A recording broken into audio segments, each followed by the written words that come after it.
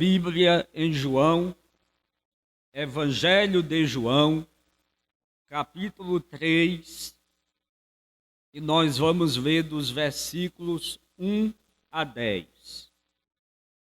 Evangelho de João, capítulo 3, versículos 1 a 10. Todos abram suas Bíblias. Quem não tiver Bíblia pode acompanhar aí pela tela, mas é importante que todos acompanhem a leitura. João 3, de 1 a 10. Havia entre os fariseus um homem chamado Nicodemos, líder religioso entre os judeus. Certa noite, ele veio falar com Jesus e disse: Rabi, todos sabemos que Deus enviou o Senhor para nos ensinar. Seus sinais são prova de que Deus está com o Senhor. Jesus respondeu: Eu lhe digo a verdade, quem não nascer de novo não verá o reino de Deus. Como pode um homem velho nascer de novo? Perguntou Nicodemos. Acaso ele pode voltar ao ventre da mãe e nascer segunda vez? Jesus respondeu: Eu lhe digo a verdade, ninguém pode entrar no reino de Deus sem nascer da água e do Espírito. Os seres humanos podem gerar apenas vida humana, mas o Espírito Santo dá luz à vida espiritual. Portanto, não se surpreenda quando eu digo: é necessário nascer de novo. O vento sopra onde quer. Assim como você ouve o vento, mas não é capaz de dizer de onde ele vem, nem para onde vai. Também é incapaz de explicar como as pessoas nascem do Espírito. Como pode ser isso? Perguntou Nicodemos. Jesus respondeu: Você é um mestre respeitado em Israel e não entende estas coisas? Até aqui. Meus amados irmãos, o título da mensagem de hoje é Nicodemos, um mestre da lei. Os principais personagens desta história que vemos são Jesus e Nicodemos. O texto fala de três coisas que Nicodemos era. Primeiro, Nicodemos era membro de um grupo religioso, os fariseus. Os fariseus eram um grupo religioso da época de Jesus, da religião judaica. E Nicodemos era um membro desse grupo. Logo, Nicodemos era um homem que conhecia muito bem a lei. Ele era uma autoridade entre os judeus. Então essa era a segunda coisa que Nicodemos era. Uma autoridade entre os judeus. E a terceira coisa que Nicodemos era, ele era um mestre da lei em Israel. A lei aqui é o que nós chamamos de a lei de Moisés. São aqueles mandamentos e normas que Deus deu para Moisés lá no deserto, no Monte Sinai. E esses mandamentos e normas eram a lei que governava a religião judaica e também o povo de Israel. Jesus, ao conversar com Nicodemos, ele foi enfático e ele afirmou que uma pessoa não pode ver o reino de Deus se não nascer de novo. Assim como Jesus tinha falado para a mulher samaritana, que eu preguei há alguns domingos atrás, que ela precisava beber da água da vida, e aquela mulher não entendeu o que Jesus estava falando, quando Jesus disse: se você me pedir, eu lhe dou água viva. Nicodemos também não entendeu de imediato o que Jesus quis dizer com a expressão nascer de novo. Então veja que nós, nesses últimos domingos, temos pregado mensagens onde Jesus tem se encontrado com pessoas. E para a mulher samaritana, Jesus disse: você precisa beber da água viva. E para Nicodemos, Jesus disse: você precisa nascer de novo. O que significam essas expressões? Beber da água viva, nascer de novo. O que quer dizer isso? São expressões usadas por Jesus como alegoria para falar da salvação. A água viva nada mais era do que a salvação, o perdão dos pecados, o Espírito Santo habitando naquela mulher, a vida dela sendo transformada, ela tendo certeza de quem Jesus era, o Messias, o seu Salvador. Essa é a água viva, a salvação.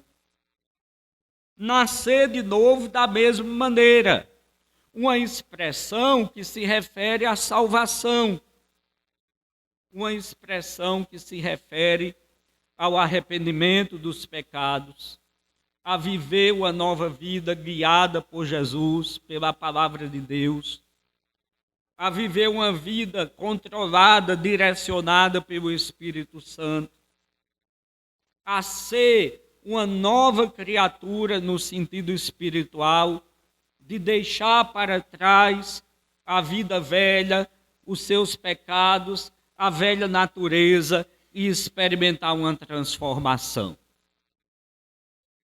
Então, nascer de novo significa ter um encontro transformador com Jesus e viver uma nova vida. Então vejamos algumas verdades bíblicas que podemos aprender do encontro de Jesus com Nicodemos. A primeira verdade que nós vemos nesse texto é que precisamos nascer de novo para entendermos as coisas de Deus. Jesus, ele respondeu firme para Nicodemos: se uma pessoa não nascer de novo, não pode entender nem entrar no reino de Deus. Jesus introduziu um ensino bíblico muito importante, que foi o ensino do novo nascimento. O novo nascimento, irmãos, é uma obra sobrenatural do Espírito Santo, que faz da pessoa que assume um compromisso com Jesus uma nova pessoa, com capacidade de entender melhor as coisas de Deus. Ou seja, uma pessoa que não tem a Cristo, ela pode parar de fumar. Uma pessoa que não tem a Cristo, ela pode parar de beber, ela pode parar de praticar alguma coisa errada na vida dela, ela pode abandonar algum vício, mas ela não pode entender que a salvação, o perdão de seus pecados, a vida eterna, ela só pode adquirir através da fé em Jesus. Se ela entregar a sua vida a Jesus, recebê-lo como seu Salvador. Uma pessoa que ainda não foi ou não teve o seu coração transformado pelo Espírito Santo, ela não consegue entender a sua necessidade de salvação.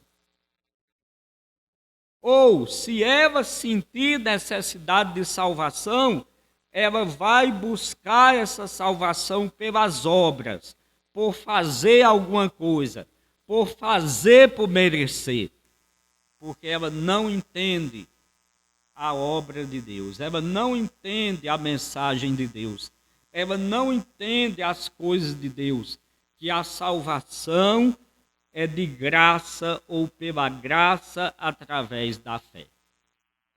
E para que uma pessoa chegue a esse entendimento, duas coisas são necessárias. Primeiro, ela precisa ouvir a pregação do Evangelho. Segundo, o Espírito Santo precisa trabalhar no coração dessa pessoa, abrir os seus olhos espirituais, abrir os seus ouvidos, fazê-la compreender o seu estado miserável de pecaminosidade, regenerar o seu coração. E só aí ela poderá ver o reino de Deus. Foi o que Jesus disse. Se alguém não nascer de novo, se não tiver o seu coração transformado, não pode ver o reino de Deus.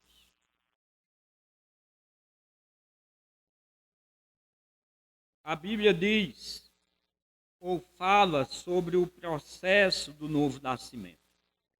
Vamos ver Efésios capítulo 1, versículos 13 e 14. Aqui descreve o processo do novo nascimento. Efésios capítulo 1, versículo 13 e 14. Diz assim: em quem também vós estáis, depois que ouvistes a palavra da verdade, o evangelho da vossa salvação, e tendo nele também crido, fostes selados com o Espírito Santo da promessa, o qual é o penhor da nossa herança, para a redenção da possessão adquirida, para louvor de sua glória. Então, segundo este texto, o processo do novo nascimento é realizado pelo Espírito Santo no homem. E esse processo é, em primeiro lugar, a pessoa ouve a palavra da verdade, a pregação do Evangelho. Não existe ninguém nesse mundo que tenha se convertido sem ter tido contato com o Evangelho. Ou você se converteu porque você recebeu um folheto na rua e você leu o folheto e Deus usou a mensagem daquele folheto para tocar no seu coração. Ou alguém evangelizou você pessoalmente. Ou você veio na igreja e ouviu, veio no culto e ouviu a mensagem pregada do púlpito. Ou você ouviu um programa de rádio, ou assistiu pela televisão, ou viu uma mensagem na internet, né, agora nos tempos mais modernos, ou porque você começou a ler a Bíblia sozinho na sua casa e, através da leitura bíblica, o Espírito Santo convenceu o seu coração. Então, toda pessoa que já se converteu, ela se converteu porque ela teve contato com o Evangelho. Então, aqui está, irmãos, a importância de nós pregarmos o Evangelho. Tem pessoas que se convertem apenas pelo testemunho de um crente, por ver a vida daquela pessoa. Eu conheci uma senhora que me disse que ela se converteu por causa da vizinha dela, que ela via o procedimento e a vida da vizinha, e ela achou aquilo uma coisa tão fantástica, tão extraordinária, que um dia ela não aguentou. Ela foi até a vizinha e perguntou: por que você é tão diferente? E aí a vizinha começou a falar de Jesus para ela. Então o Evangelho precisa ser pregado. Jesus, ele falou muitas vezes sobre o que é ou como é a ação do Evangelho. E em certa ocasião, Jesus disse que o reino dos céus, ou seja, a pregação do Evangelho, é como uma rede lançada ao mar que arrasta todos os tipos de peixes. Bom, nós não vamos aqui explicar essa parábola hoje, mas apenas para dizer que o Evangelho é como uma rede. O Evangelho é como um anzol. O Evangelho é como uma isca. O Evangelho é o meio que Deus usa para chamar pecadores ao arrependimento.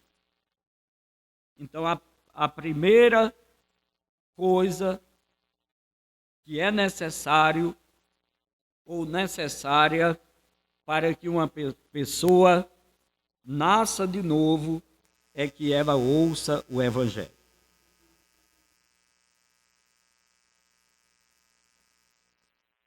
E nós temos essa obrigação de pregar o Evangelho.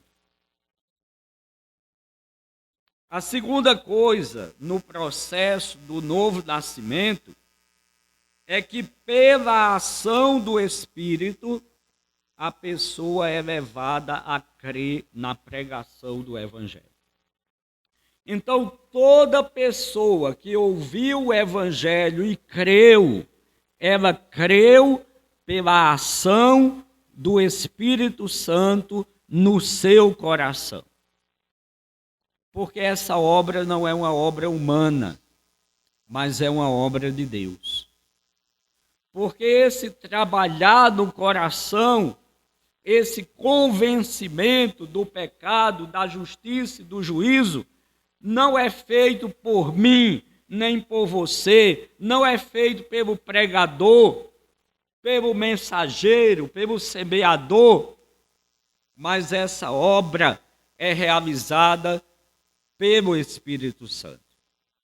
Jesus disse em João, capítulo 14, quando ele falou sobre a promessa do Espírito Santo, ele disse: quando o Espírito Santo vier, convencerá o mundo do pecado, da justiça e do juízo.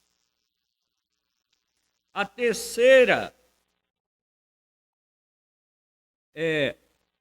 coisa que acontece no processo do novo nascimento é que quando a pessoa crê, ela é selada e habitada pelo Espírito Santo.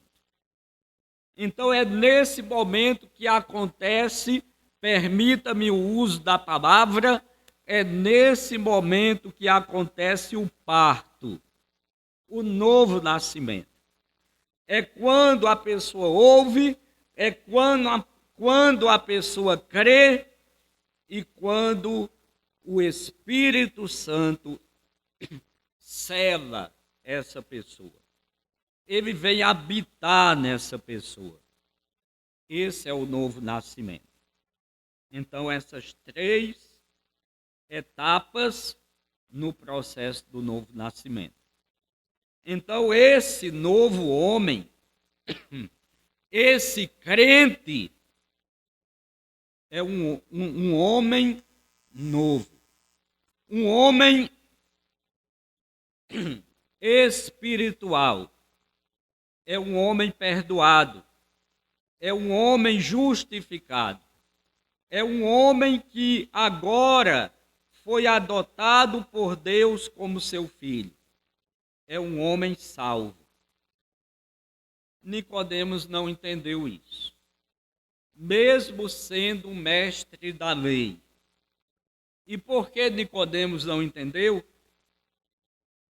Porque os fariseus, eles achavam que sabiam mais do que os outros sobre as coisas de Deus. Mas Jesus mostrou para Nicodemos que para de fato entendermos as coisas de Deus, para de fato compreendermos as coisas espirituais, precisamos nascer de novo. Precisamos ouvir o Evangelho, precisamos crer no Evangelho, precisamos ser habitados pelo Espírito Santo, selados pelo Espírito Santo. E aí você pode ver o reino de Deus. Ver o reino de Deus aqui significa compreender as coisas espirituais. Ter a sua mente aberta, compreender a palavra, compreender as coisas espirituais.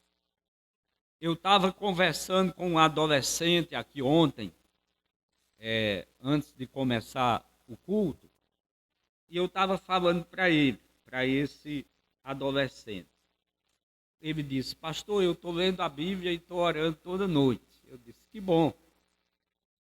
Aí ele disse assim: só que tem coisas na Bíblia que eu leio e não entendo. Eu disse: não é só você não. Isso é normal, porque realmente tem coisas que são misteriosas. Mas aquilo que você conseguir entender, creia, porque é Deus falando com você. Então, aquele que nasce de novo, ele consegue ver o reino de Deus. Em segundo lugar, a segunda verdade que nós vemos desse texto é que precisamos nascer de novo para pertencermos ao reino de Deus. Em primeiro lugar, nós precisamos nascer de novo para ver, para compreender, e, em segundo lugar, precisamos nascer de novo para pertencer ao reino de Deus. Então, como nós já vimos, o novo nascimento é uma obra sobrenatural, onde o Espírito Santo faz com que a pessoa assuma um compromisso com Jesus e se torne filho de Deus. E foi exatamente isso que Jesus falou para Nicodemos. João capítulo 3, versículos 5 e 6. Em verdade lhe digo, que quem não nascer da água e do Espírito não pode entrar no reino de Deus.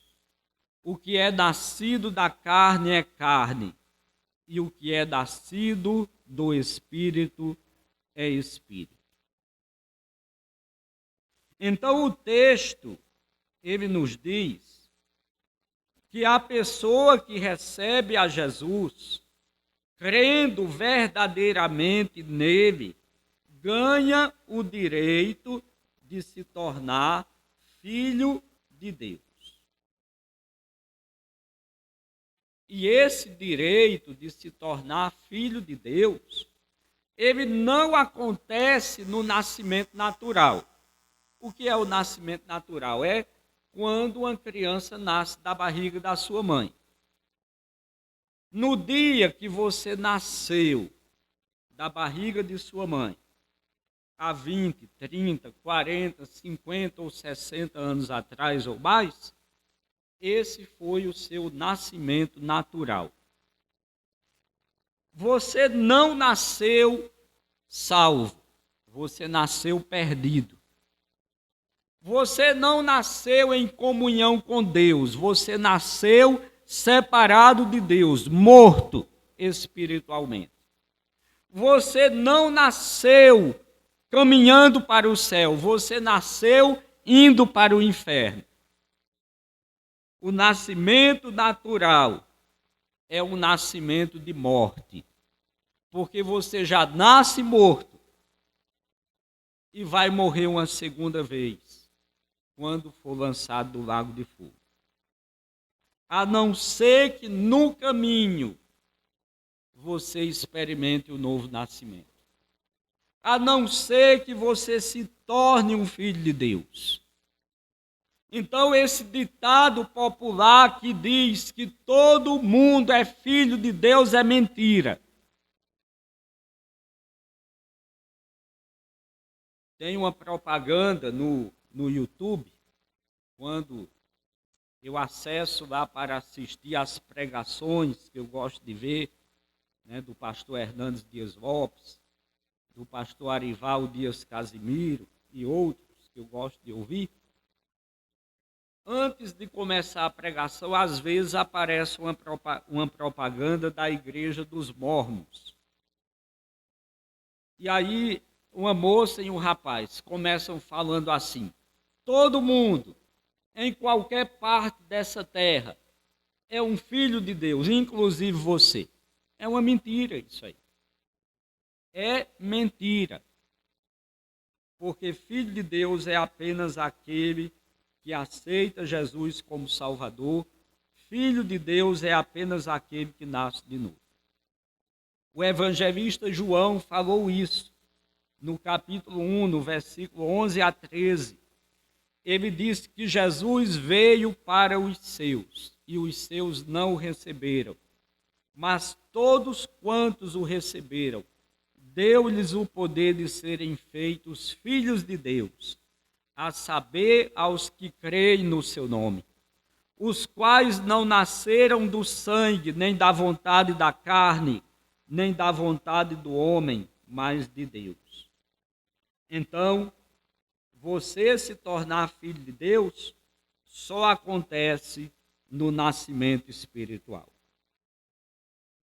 Aí talvez você esteja dizendo assim: pastor, isso que o senhor está dizendo, essa mensagem que o senhor está pregando, eu já sei. Faz 30 anos que eu estou aqui nessa igreja, eu estou ouvindo isso. Quando eu cheguei aqui, o pastor Túlio já estava aqui pregando essa mesma mensagem. Por que é que eu preciso ouvir de novo? É porque nós, por causa da natureza pecaminosa que ainda reside em nós, essa natureza pecaminosa nos faz esquecermos.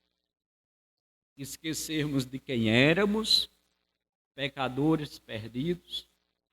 Esquecermos de quem somos agora, pecadores remidos. Esquecermos do que precisamos fazer, que é levar essa mensagem além dos portões deste prédio. Tudo isso é muito fácil da gente esquecer, porque a gente se envolve com o dia a dia, com o trabalho, com as preocupações desta vida. Jesus disse isso. As preocupações desta vida muitas vezes sufocam a palavra e ela se torna infrutífera. Então é preciso que nós ouçamos, que nós estudemos novamente, que nós meditemos novamente. Mas também é possível que haja alguém aqui nessa manhã que ainda não nasceu de novo.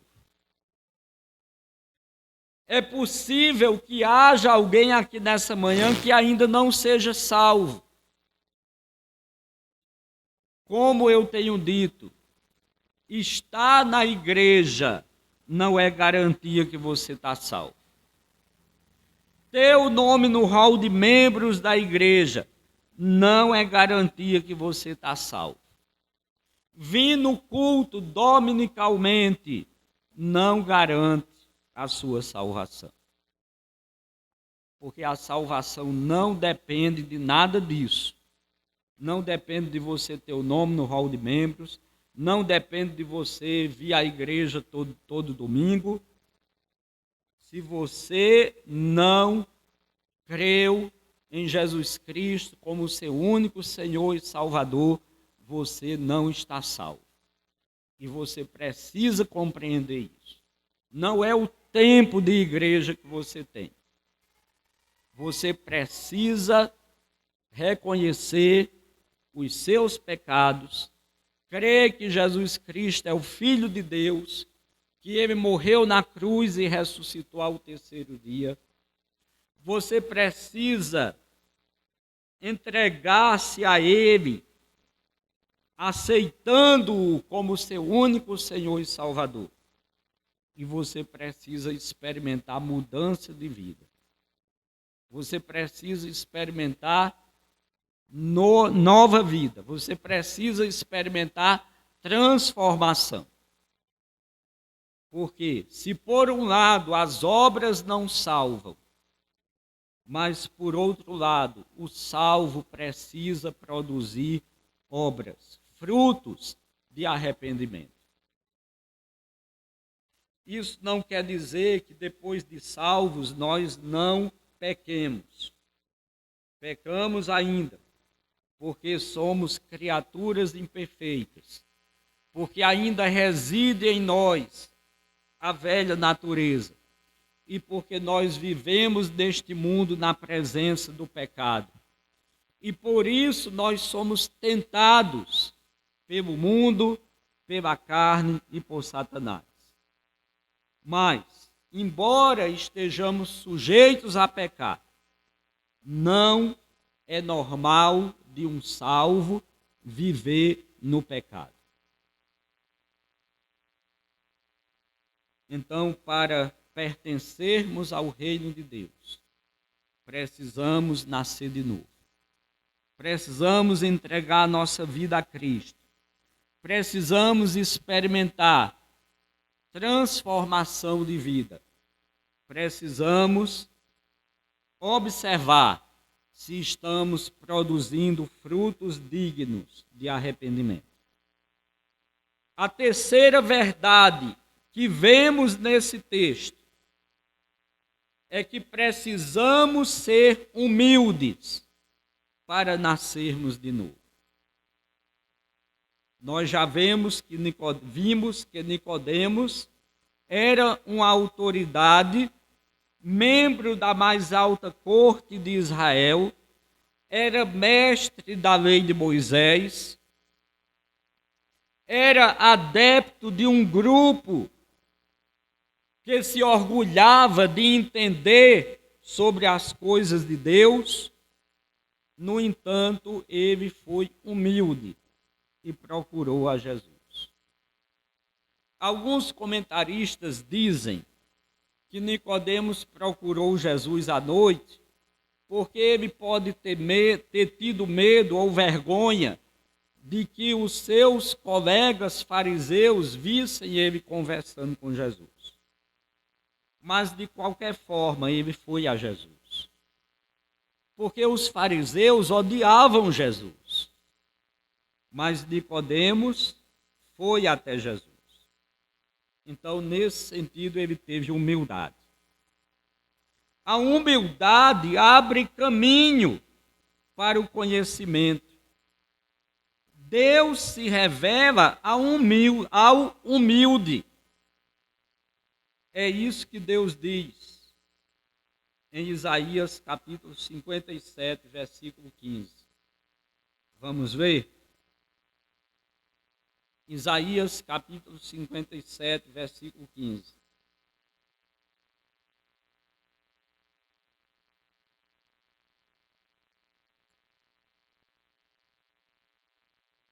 diz assim: porque assim diz o alto, o sublime, que habita da eternidade e cujo nome é santo. Habito no alto e santo lugar, mas habito também com o contrito e abatido de espírito. O que quer dizer contrito e abatido de espírito? Quer dizer uma pessoa humilde, uma pessoa aberta, uma pessoa capaz de reconhecer os seus erros, de se arrepender, de pedir perdão, de consertar, de voltar atrás. Eu sou alto, sublime, eterno e santo, Deus está dizendo. Habito no santo lugar, mas habito também com o humilde, para vivificar o espírito dos abatidos e para vivificar o contrito, o coração dos contritos, ou seja, para salvar os humildes. Então a humildade abre caminho para o conhecimento, a humildade abre caminho para o arrependimento, a humildade abre caminho para você enxergar quem você é e qual é a sua necessidade. A humildade abre caminho para você crer no Evangelho. A humildade abre caminho para que o Espírito Santo trabalhe em seu coração. A humildade abre caminho para que você experimente o novo nascimento. Então, para que uma pessoa experimente o novo nascimento, ela precisa ser humilde. Mas a humildade, ela também se aplica em outras áreas da vida. Então eu pergunto para você: você tem sido humilde?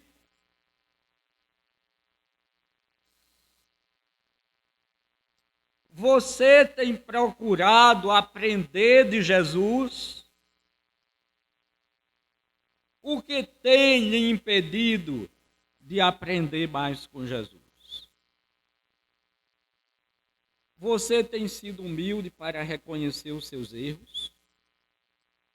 Você tem sido humilde para pedir perdão?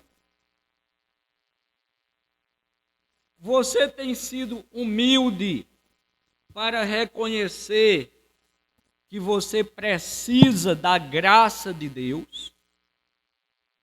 Você tem sido humilde para considerar o irmão superior a você?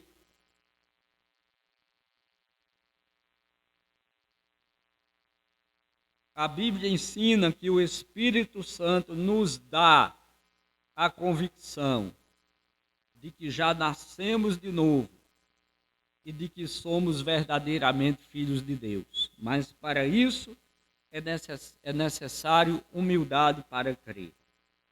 Romanos capítulo 8, versículo 16, o apóstolo Paulo afirmou que o próprio Espírito, que é o Espírito Santo, confirma ao nosso espírito que somos filhos de Deus.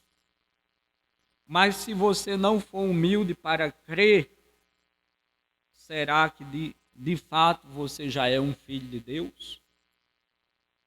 Se você não for humilde para aprender, será que de fato você é um discípulo de Jesus? Se você não for humilde para perdoar, será que de fato você é filho do Pai Celestial?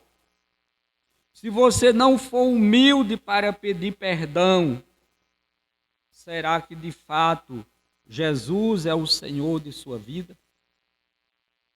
Porque Jesus, sendo o Filho de Deus, foi a pessoa mais humilde dessa terra.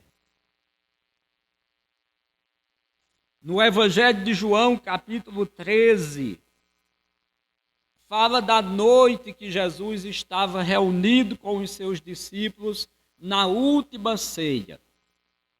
na última Páscoa, no último jantar da Páscoa, naquele momento onde Jesus deu a ordenança da ceia do Senhor, onde os discípulos deveriam partir o pão e o vinho como memorial do seu corpo e do seu sangue. Mas antes disso, Jesus tomou uma bacia, passou uma toalha na cintura e lavou os pés dos discípulos. No final, Jesus fez uma pergunta. Ele perguntou: vocês entenderam o que eu fiz?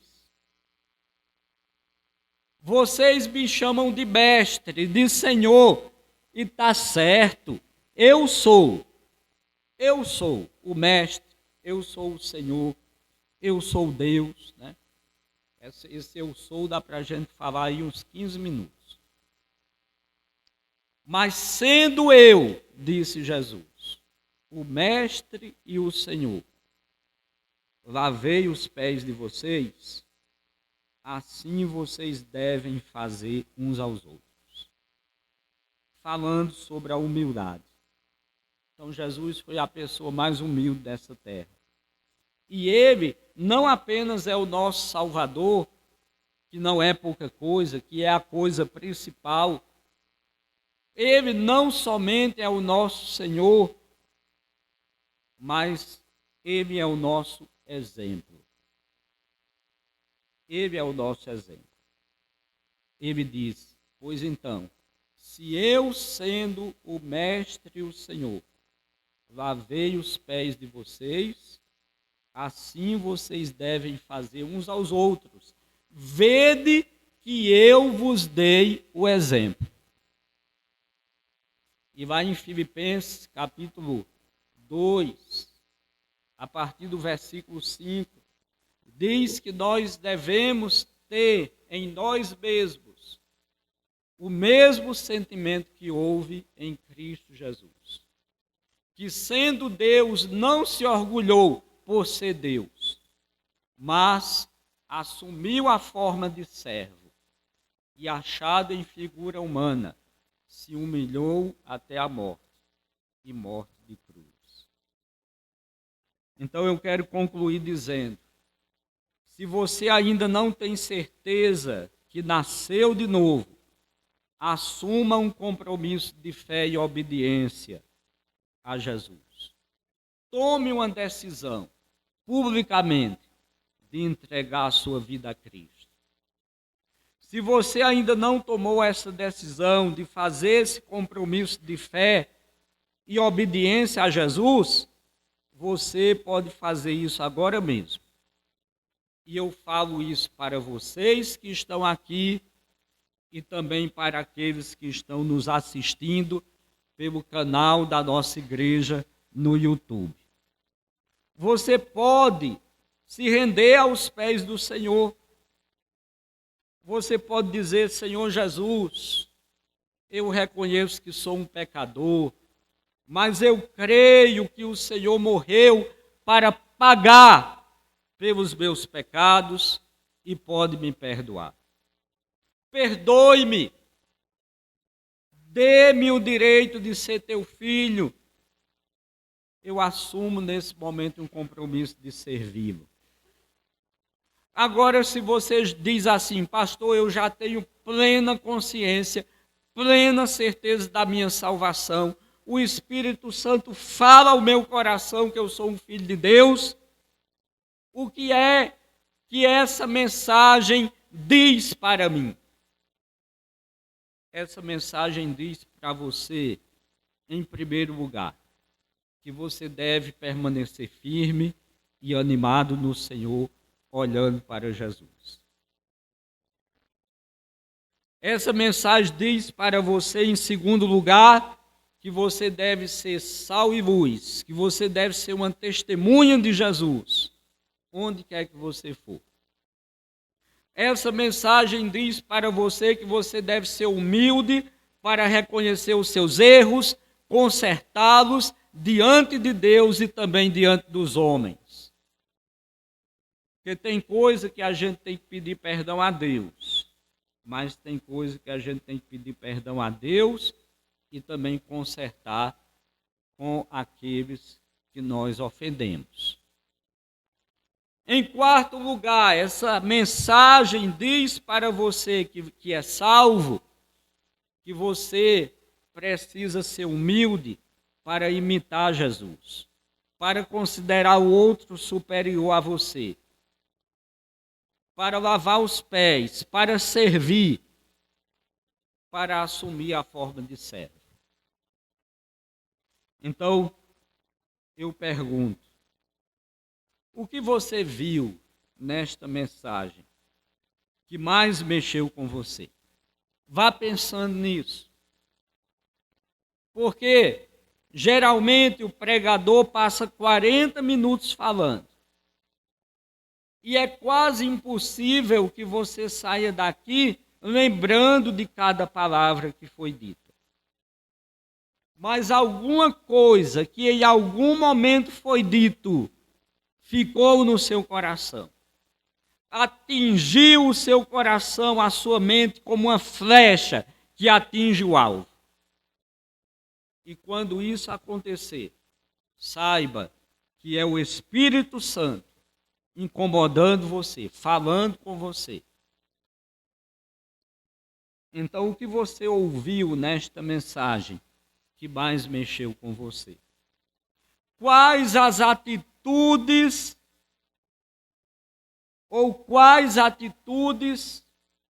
você está disposto a tomar a partir do que você ouviu e aprendeu nessa mensagem? O encontro mais importante que podemos ter nesta vida é o encontro com Jesus.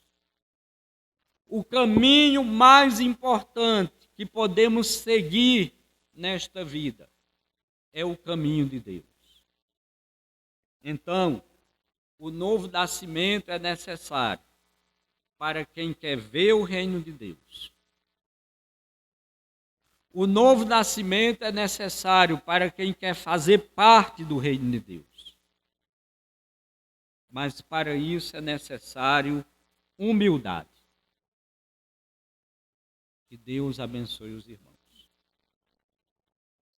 Falta 2 minutos. Nós vamos orar.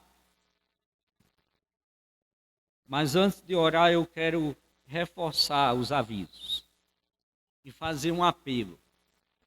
Venha na terça-feira, no culto de oração. Vamos orar. A oração é uma chave para o crescimento da igreja. Matricule-se no curso de teologia, ainda tem vaga, na quinta-feira às 20 horas. Seja um evangelista. Algum jovem que porventura esteja aqui, ou você que é pai, mãe, avô, incentive os seus jovens a vir na reunião no sábado. Vamos movimentar.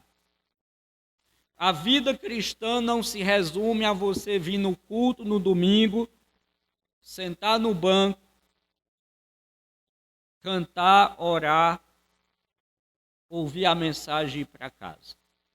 A vida cristã é muito mais do que